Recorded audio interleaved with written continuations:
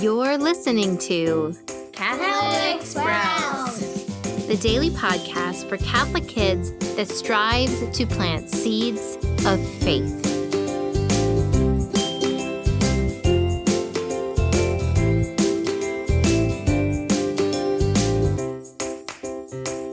Hey there, Sprouts. Today is Friday, May 29th, 2020. This week on the Catholic Sprouts podcast, we have been talking about Our Lady of Kibeho and the time in the 1980s when Mary appeared to three visionary girls at a school in Kibeho, Rwanda. We've already talked about the history of Rwanda, how it had been a Belgian colony, and how Europeans had come and divided the people of Rwanda into two tribes based on the way they looked.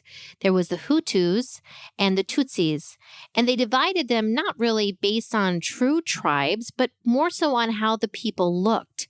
They gave the Tutsis good jobs and power and land, and the Hutus they treated as servants or even slaves. Now, this led to all sorts of hurt feelings, anger, and violence. Next, we talked about the three visionary girls at the school in Kibeho, how Mary appeared to them and gave them the message that the world needed to repent and to have a conversion of heart. She also called everyone to pray the Seven Sorrows Chaplet and to pray for the whole church. Yesterday, we talked about Sagatasha, a poor pagan boy, whom Jesus himself appeared to and patiently taught the faith. And then how Sagatasha was sent to Kibeho, where Jesus appeared to him in front of the large crowds that gathered there. Now, today we are going to talk about what happened after the visions ended. So all three girls at the school would see Mary, but eventually Mary began to tell one girl after another that they would no longer be seeing her.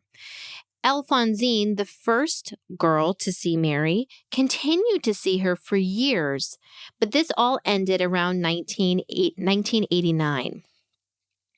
In the 1990s, however, the tension between the Hutus and the Tutsis became really, really bad.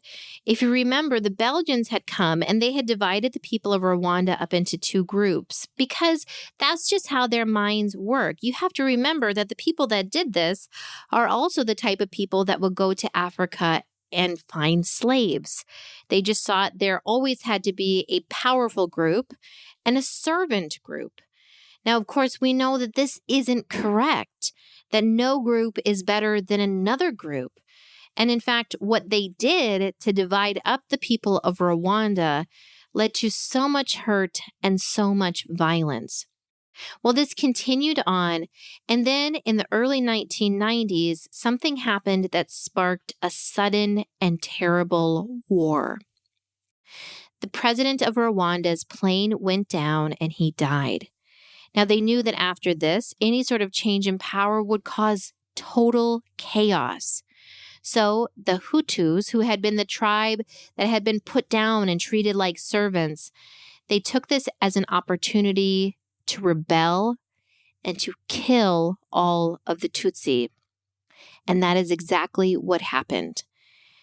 In the spring of this year, between April 7th and early July, just about 100 days, over 1 million people were killed in the small country of Rwanda.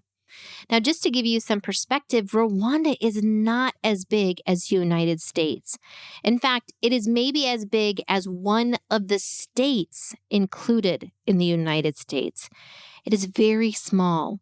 And for 1 million people to be killed, this means that every single family lost multiple people, that entire families were killed. It was a genocide. Now, friends, the word genocide means that an entire race, an entire group of people is killed. Very few people who are Tutsis survived. In fact, one of them, her name is Immaculée Ilibagiza, she only survived because she hid for all of those 100 days in a tiny hidden bathroom. Was in there, cramped in there with several other women, night and day, unable to move, unable to do anything, to speak. But they were in there hiding because they knew if they simply left and someone found them, because they were Tutsis, they would be killed immediately. Now, Immaculée has written a lot about her time when she was hidden in that bathroom. And she talked a lot about how the message of Our Lady of Kibeho really came true to her while she was in there, about praying from the depths of your heart and about forgiving your enemies, even those that have killed your family, which is what she experienced in Rwanda. Now, we all wish that the nation of Rwanda had listened to the message of Mary and Jesus, that they had let go of this hatred, that this hadn't happened. But the message of Our Lady of Kibeho is not just meant for those in Rwanda. It's meant for the whole world. All of us as human beings struggle with peace.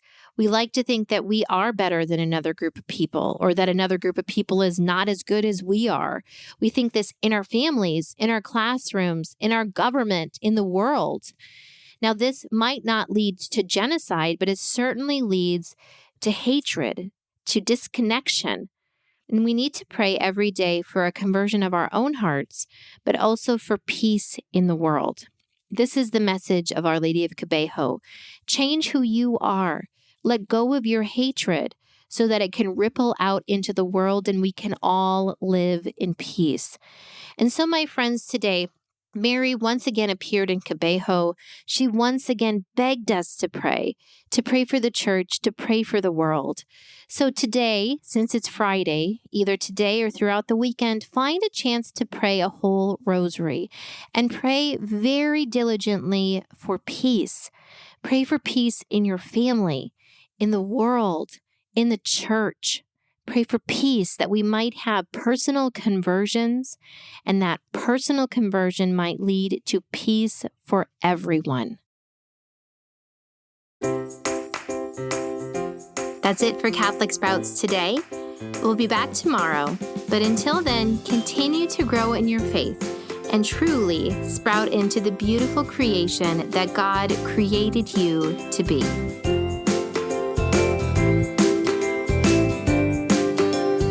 Just two quick things. With May wrapping up, we will be ending our discount on the Rosary Board Book set and the Rosary Booklet, so make sure you grab those before the end of the month. Also, we recently launched our student planner for the 2021 school year.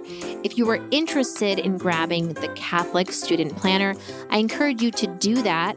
We're running a deal on it right now, so it's $15 instead of $19. And we have a very limited supply of these because they are a dated planner.